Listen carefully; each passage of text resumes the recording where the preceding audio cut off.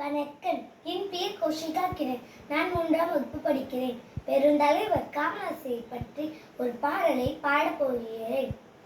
ஆட்சியிலே புதுமை செய்து ஆணைவர் மதில் நின்று ஆட்சி செய்த உத்தமருதான். நான் ஆட்சி செய்த உத்தமருதான்.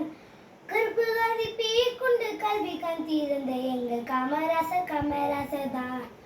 நல்ல காமராசர் காமராசர் தான். கல்வி கூட மதிய உணவு சீருடையும் கூடு தந்த ஊரு மிச்சி வாழ்ந்து வந்த ஒரே ஒரு உத்தமரு.